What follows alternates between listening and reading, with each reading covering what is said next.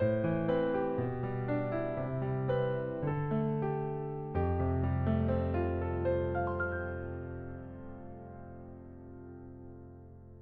12월 15일 오늘도 매일 주심 기도회로 예배 자리 가운데 나오신 여러분 모두를 환영하고 축복합니다.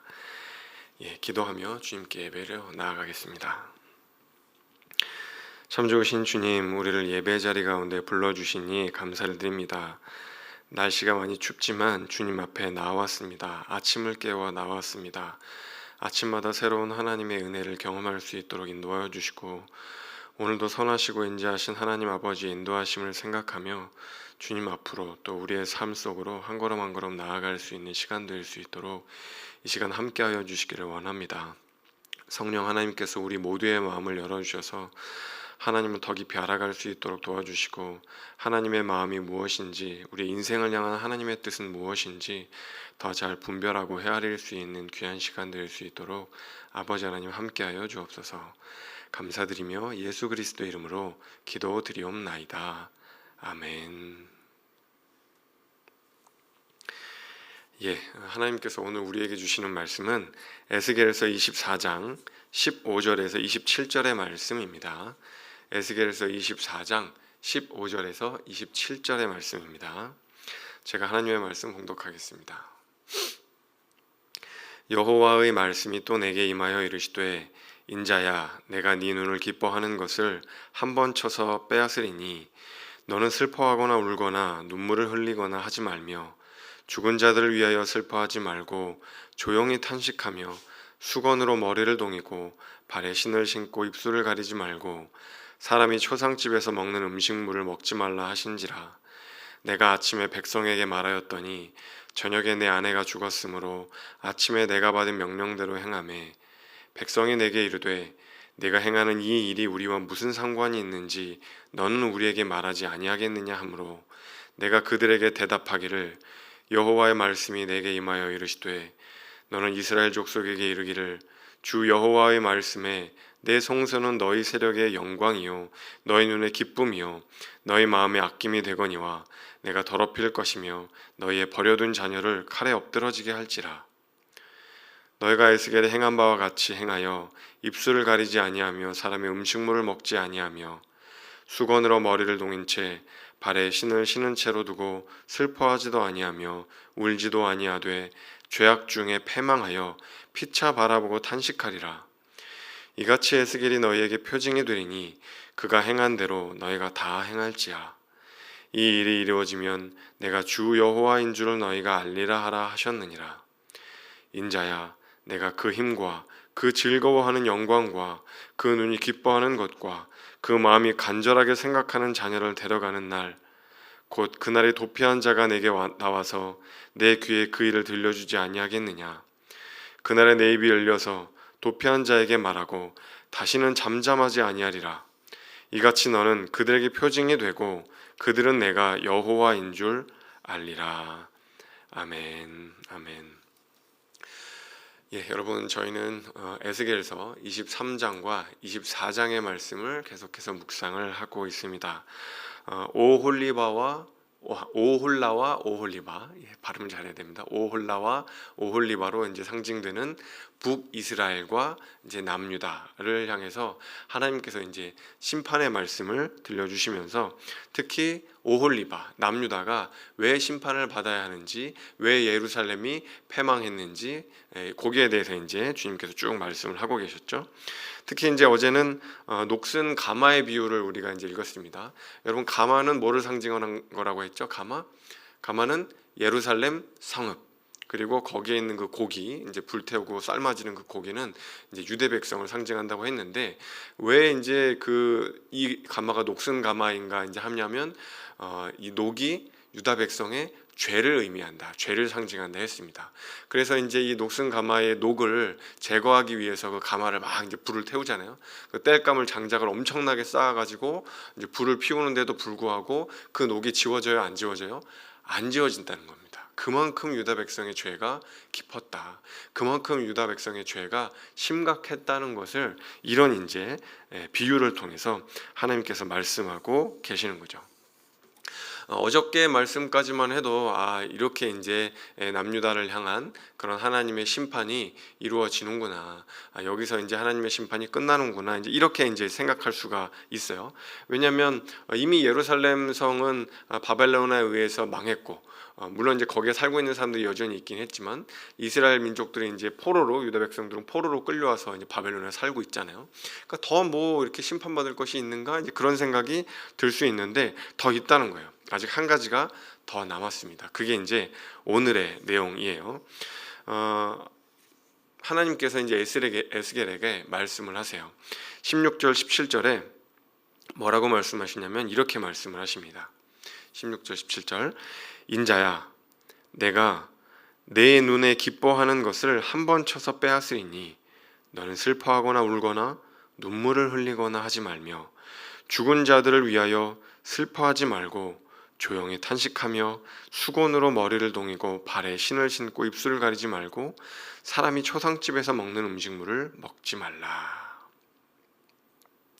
여러분, 여기 16절에 보니까요, 내가 네 눈에 기뻐하는 것을 한 번 쳐서 뺏을 것이다, 이렇게 얘기를 하고 있어요. 에스겔의 눈에 기뻐하는 것. 공동번역 성경은 이렇게 번역을 합니다. 에스겔아, 네가 보기만 해도 기뻐지는 너의 사랑을 내가 갑자기 앗아갈 것이다. 네가 보기만 해도 기뻐지는 너의 사랑을 내가 앗아갈 것이다.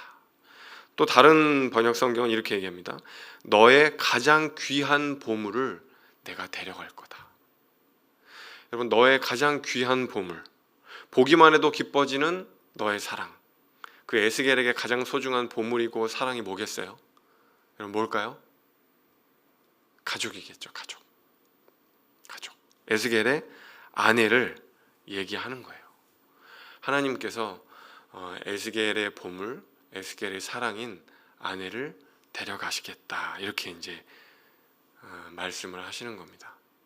여러분, 에스겔이 한 34살, 30대 중반 정도 됐다고 보통 봅니다.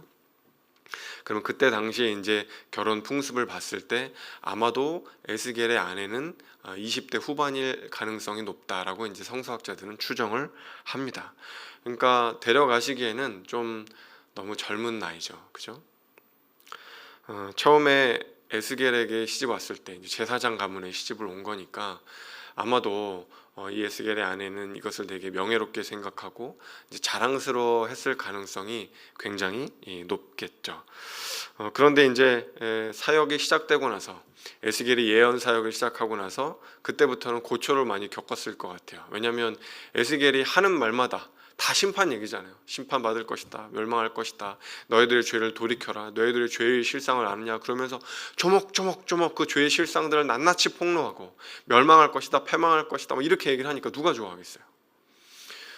그것뿐만이 아니죠. 또 에스겔의 심판 메시지를 전하기 위해서 했던 행동들, 여러분, 우리가 좀 에스겔 오랫동안 보고 있기 때문에 잊어버리셨을 수도 있겠지만 기이한 행동을 많이 했죠. 에스겔이 뭐 했죠?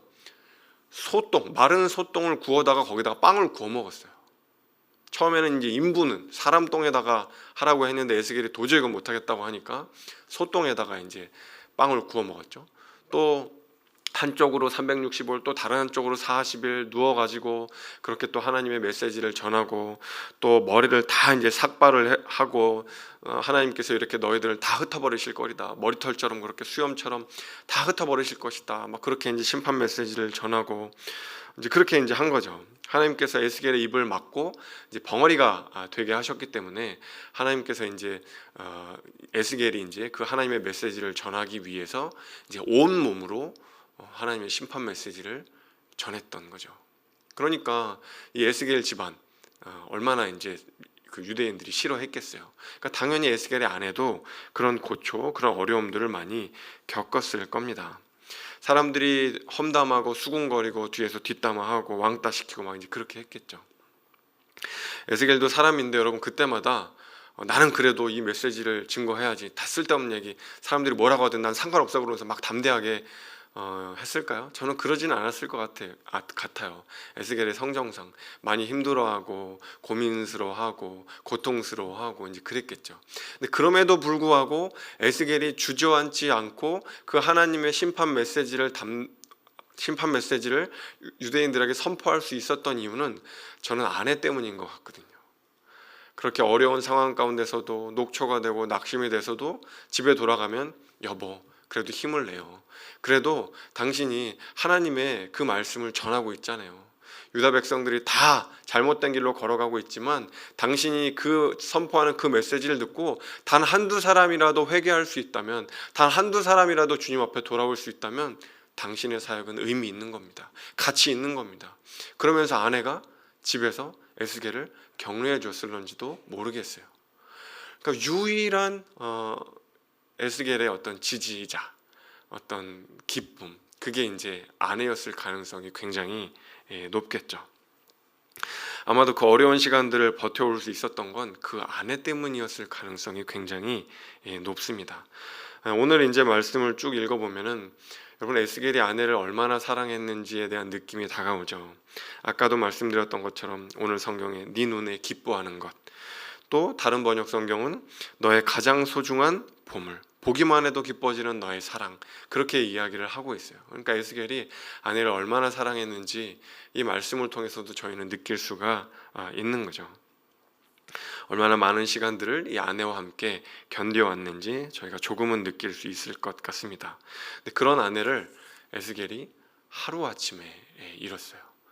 전날 하나님께서 그 가장 사랑하는 자를 데려갈 것이다 말씀하시고 바로 하루 만에 에스겔의 아내를 잃게 된 것이죠.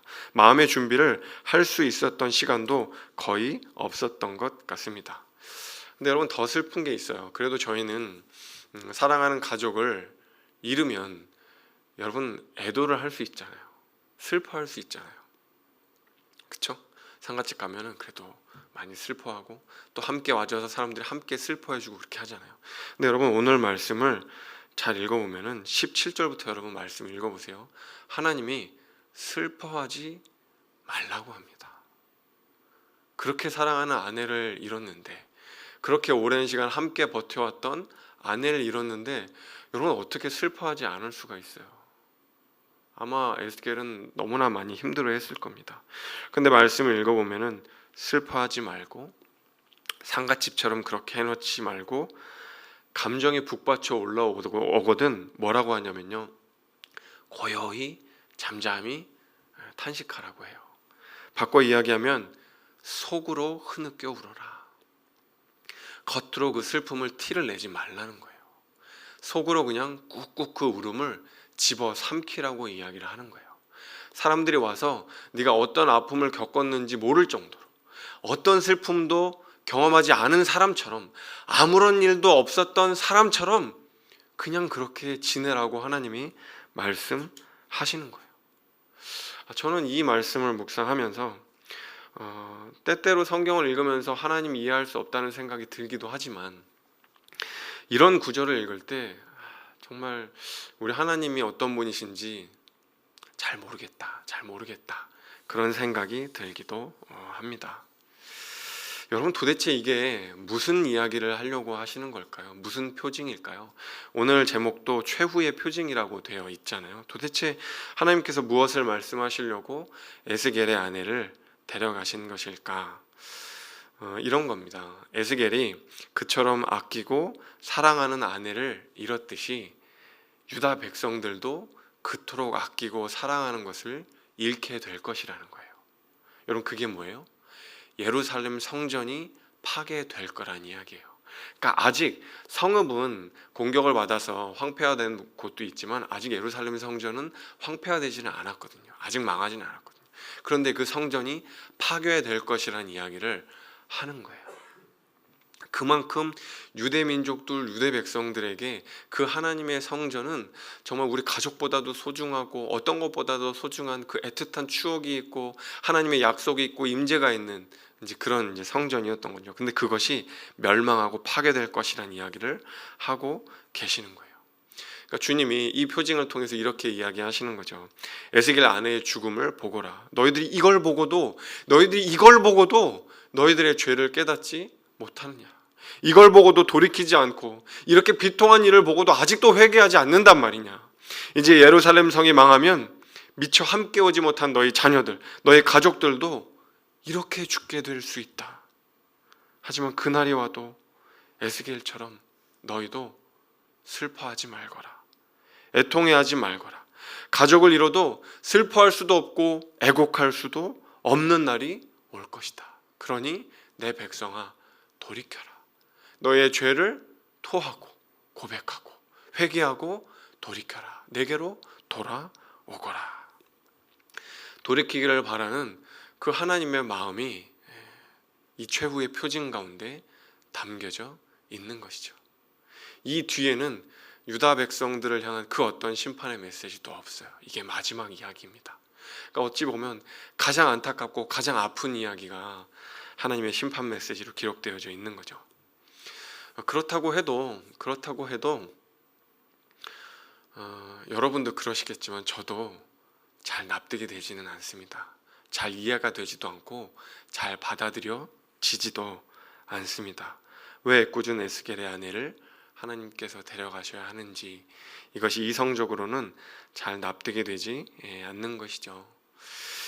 하지만 만약에 하나님께서 이 표징을 통해서 말씀하고자 하시는 바처럼 만약에 이 에스겔의 아내의 죽음을 통하여서 단 몇 명이라도, 단 몇 사람이라도 유대 백성들이 하나님께 돌아올 수 있다면, 회개하고 자신의 죄를 깨닫고 하나님께 돌이킬 수 있다면, 그래도 에스겔 아내의 죽음이 결코 헛된 것은 아닐 것이라고 저는 믿습니다. 여러분, 이로부터 대략 600년 뒤에 무슨 일이 일어나는지 아십니까? 이로부터 대략 600년 뒤에 갈보리 언덕에서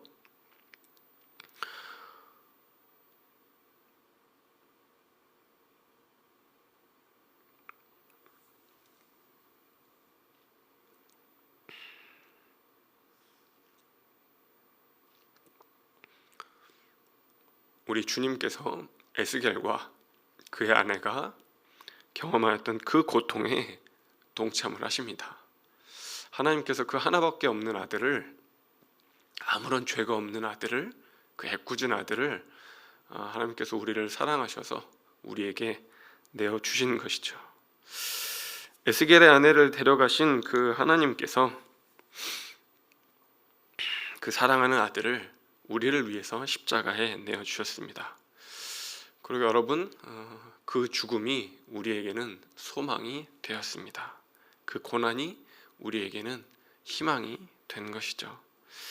사랑하는 높은 뜻 덕소교회 성도 여러분, 우리도 우리의 삶 가운데 어떤 고난, 어떤 죽음과도 같은 어떤 고난을 경험할지 저는 다 알 수는 없습니다. 하지만 그 아픔과 고난을 통해서 다른 누군가의 아픔을 위로하고 또 누군가를 구원하실지 우리는 알 수 없습니다. 그 아픔을 통해서 그제서야 비로소 여호와 하나님 한 분만이 주님이신 줄을 깨달았습니다. 우리가 그렇게 고백할 수 있다면, 그리고 그 아픔을 통해서 또 다른 몇몇 사람을 구원하고 또 다른 몇몇 이들을 위로할 수 있다면 참 좋겠다는 생각이 듭니다. 내가 여호와인 줄을 알리라, 그렇게 말씀하신 하나님을 죽음과도 같은 그런 고난의 한복판에서 경험하실 수 있는 우리 사랑하는 성도님들 되실 수 있기를 간절히 바랍니다. 기도하겠습니다. 주님, 죄로 얼룩진 우리들입니다. 고난으로 얼룩진 채 살아가는 저희들입니다. 하나님, 우리는 그 이유를 다 알 수 없지만 전지하시고 전능하신 주님은 모든 것을 알고 계십니다. 우리로 고난의 한 복판에서도 주님을 신뢰할 수 있는 믿음을 허락하여 주십시오. 갈보리 언덕에서 우리를 구원케 위해 그 아들을 주신 주님을 바라볼 수 있는 믿음을 주십시오. 다 이해할 수 없을지라도 주님을 사랑할 수 있는 마음을 우리에게 허락하여 주옵소서. 또 다른 아픔과 고난을 겪고 있는 누군가를 위해서 발돋움할 수 있는 넉넉한 품을 소유한 사람으로 나아갈 수 있도록, 성숙해 갈 수 있도록 하나님 도와주십시오. 이해할 수 없는 상황 가운데 이해할 수 없는 상황을 붙들고 분투하며 씨름하며 기도하는 시간을 통하여서 주님을 더 잘 헤아리며 우리 주님이 어떤 분이신지를 더 깊이 이해해 갈 수 있도록, 그리스도의 장성한 믿음의 분량에까지 도달해 갈 수 있도록 주님 우리를 연단하여 주옵소서. 감사드리며 이 모든 것 우리 구주 예수 그리스도 이름으로 간절히 기도하옵나이다. 아멘. 이 시간 각자의 기도 제목을 들고 주님 앞으로 나아가도록 하겠습니다.